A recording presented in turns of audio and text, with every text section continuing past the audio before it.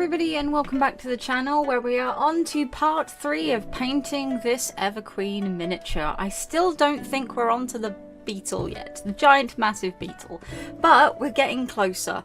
This is parts 9, 10, 11, 12 and 13. So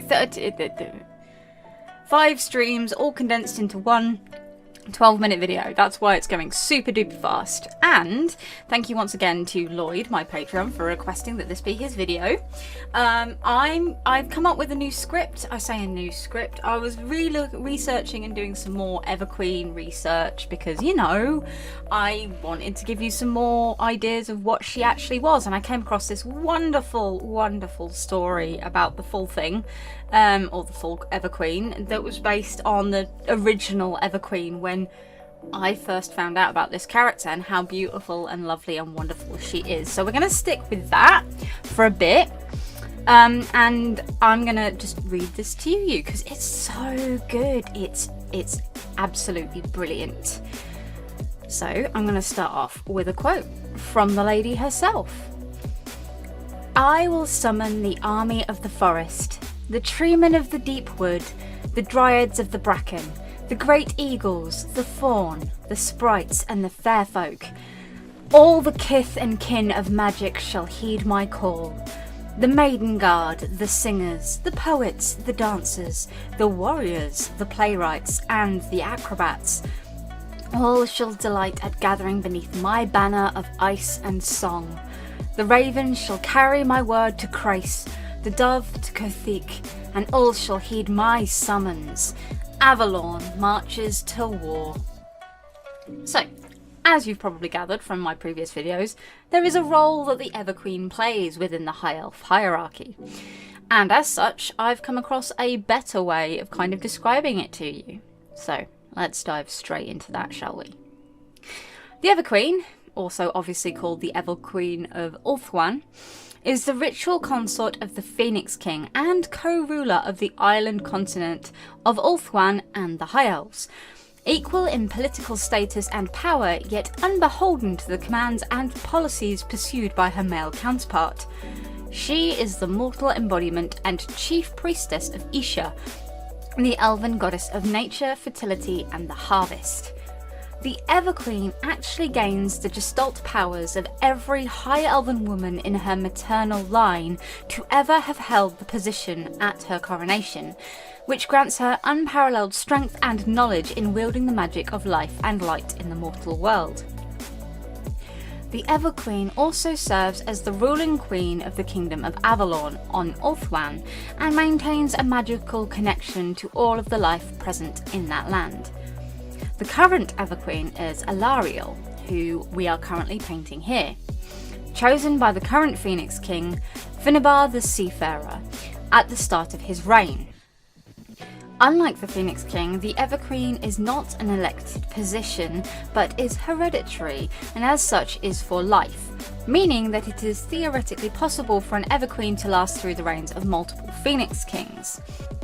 Upon ascension to the throne of Ulthuan, the Phoenix King is betrothed to the Everqueen for a ritual marriage lasting 1 year, after which they are both free to hold separate courts and take new chosen consorts.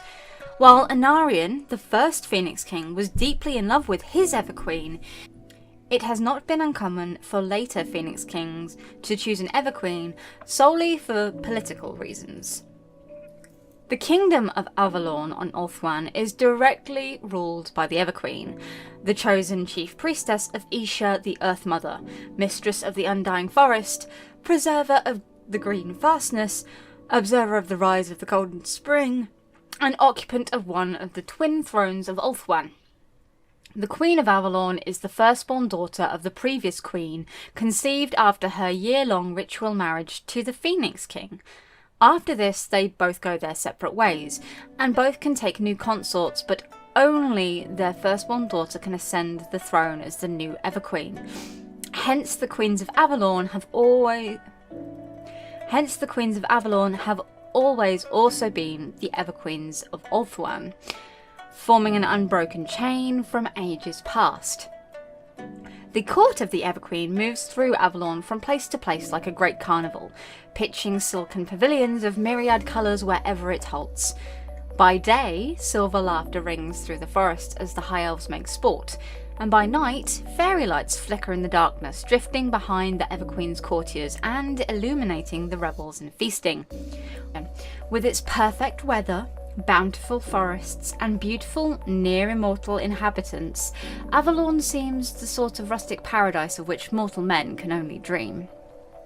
Yet beneath this carefree surface, bitter enmities stir. Factions at the Evercourt of Avalon vie for the favour of the Queen. Old rivalries are barely submerged, and every quip has a deadly double meaning. For prestige is treated as a matter of life and death in Avalon. To be chosen as the Queen's handmaid is the highest honour for an elf maid or her family, just as to be chosen as her consort is the dream of every youth of Avalon. All seek to enhance their political status as the cost of their rivals. The Maiden Guard of the Everqueen are not mere courtiers either.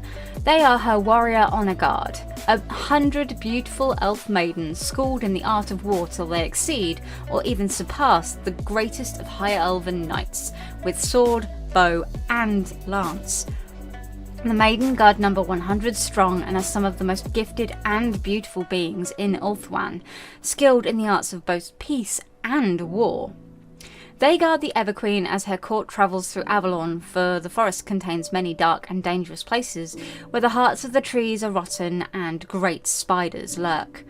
The tainted places near the mountains are shunned by all but the boldest high elves, for lurking evil can strike the unwary even here. At times, great chaos beasts find a way down to Avalon from the unruly mountains and ravage the land, but they are swiftly and ruthlessly hunted down by the Everqueen's would-be consorts in an effort to gain her favour. The Everqueen's policies may be at odds with those of the Phoenix King. The Phoenix King's policies are often warlike and expansionist, and the Everqueen's peaceful and introverted. But this balance of opposites is at the very heart of the High Elven concepts of rulership. Being ruled by a single, all-powerful authoritarian monarch would be unthinkable to them. One thing unites both factions, an abhorrence of the Dark Elves of Nagaroth and all that they stand for. Between Ulthuan and Nagaroth there can exist only war unto death. The ritual of coronation. Chosen since before birth to take up the mantle of the Everqueen, the would-be High Elf monarch studies and trains for decades for the day she assumes the office. Through complex rituals and magical preparations, she is made ready to become one of the twin rulers of Ulthuan, for that moment of surrender. Yet according to Allarielle, nothing could have prepared her for the surging torrent of magical power that coursed through her, the terror and awesome sense of many threads of fate converging upon her. The crown upon her brow is a living connection to every queen who has ruled in Avalon, their memories becoming hers, and she struggles to hold on to all that was simply Allarielle. What the Azure call the Everqueen rose up within her, claiming her for its own ancient purpose. The lives, loves, hopes, dreams, and nightmares of all who had held the title before her filled her mind with ancient knowledge. Her mother and grandmother rose up to meet her, easing her into the embrace of the Everqueen and welcoming her to their numberless sisterhood.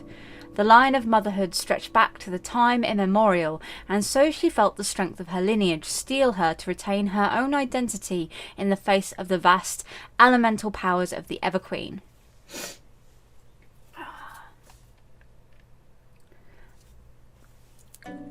The passing of the Everqueen. If the Everqueen should ever be near mortally wounded or outright slain, a cascade of events occur that can be felt across the world, as well as in Avalon. Waterfalls and wailing rivers carry their tears to the sea. Clouds gather in solemn thunderheads, and the wind howls its sorrow through the air, which hangs torpidly and heavy over even the most carefree of inhabitants. Indeed, not since the days of the Sundering would the realm of the High Elves know such grief. The skies above Ulthuan would fade to black, and only the shimmering orb of the Chaos Moon would dare show its face on such a night, though the clouds over the island continent hide the torment of its inhabitants from such a leering gaze. The masked statues upon the shrine of Allarielle would weep blood from their hidden eyes, and the water around Allarielle break and seethe with anger, shattering crystal bridges that had stood for thousands of years. Roaring waves would have at the surface of the inner sea, capsizing the few silver-hulled ships that ply its waters and dragging sorrowful mariners to their doom. In the land of the inner kingdoms, golden realms of eternal summer, their inhabitants would know at last the touch of winter as cold winds blew from the north and ignoble rains batter the balmy plains. Magical sprites, capricious things of glittering mischief, would transform in an instant, their mischief turned to spite, playfulness into malice.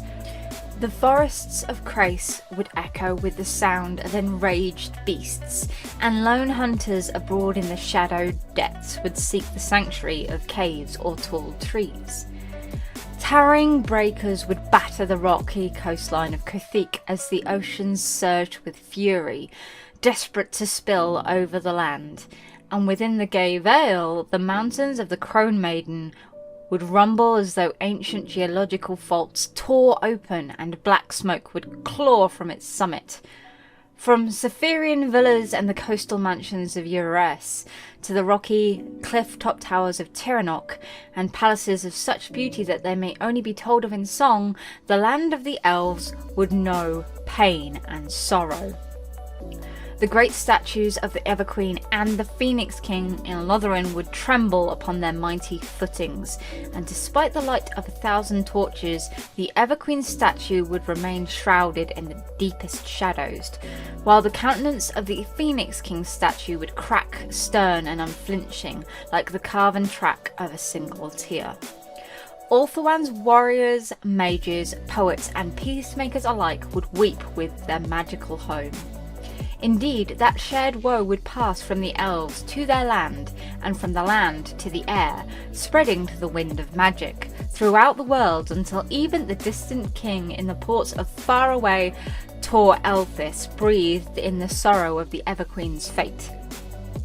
Even the distant Azari of Lothlorien grieving with their long-lost brothers and sisters when the Everqueen falls, the slumbering Orion and their Fey Queen Allarielle dipping the branches of their forest home in shared anguish. Though the paths of the Azure and the Azrai have taken very different turns through the ages, their shared elven heritage was still a bright thread of connection between them. Even the crude and unsophisticated race of men felt something amiss in the world when the Everqueen passed. Children, who alone of the human race retain their sense of wonder, woke from troubled dreams with a scream on their lips, and those forced to pass along the watches of the night in wakefulness feel the touch of the grave draw even closer. Dramaticists and dreamers feel an aspect of beauty pass from the world, while those whose lives have been touched by the Azure in some way feel an unreasoning grief they cannot explain when the sun's rays once again illuminate a world that seems just a little less bright than before. If the dwarves of the mountains hold felt anything of these events, none can say, for the elf and dwarf have long since lost any love for each other. Only the dark elves of Nagroth revel at this time of suffering. As drops of blood fall to the loamy earth of Avalon, cold laughter echoes across the crooked towers of the Drushi's accursed cities of dark iron and blood-stained stone. The Witch King himself, greatest and most hated son of Ulthuan, would bellow with laughter while his mother Marathi whips her devotees into bloody paroxysms of opiate-fueled madness. Should the Everqueen survive, the gloom that befalls Avalon's forest begins to lift, and fresh sunlight shines through the tops of tall trees now lifting their branches towards the sun. New growths bud on the ends of limbs of wood, and the grass beyond the invisible path shines with newfound lustre. The forest is alive again, but it is not the life of Avalon as it had been. It is rampant, vital and unchecked. Wild magic seeps into the roots of Avalon, and it responds to that touch with unfettered growth. New blooms choke older plants. Aggressive saplings fight for the light, and the earth churns with competing life. As unrestrained as Avalon may have been before, it now appears reminiscent of Athol Loren, whose domain was kept in check by powerful waystones. Whatever power have held the full forces of Avalon in check is now absent until the Everqueen fully recovers.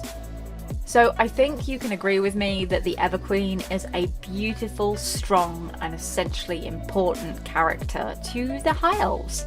We're not finished with her story. Indeed, Allarielle has much more to offer us and show us in her time as the Everqueen, and I have no doubt that I will be back with more videos kind of going more into depth, continuing the story of the fall of the Everqueen, maybe even some more lore on the Dark Elves of Nagrond, other parts of the High Elven culture, and things like that as we try our best to get this Everqueen finished, and she is nowhere near done, even a year and a half later. So, thank you once again to Lloyd for requesting this video as his Patreon request, and for all of you for watching my videos, my streams, and everything in between. I do hope that you have a great time and that I see you next time.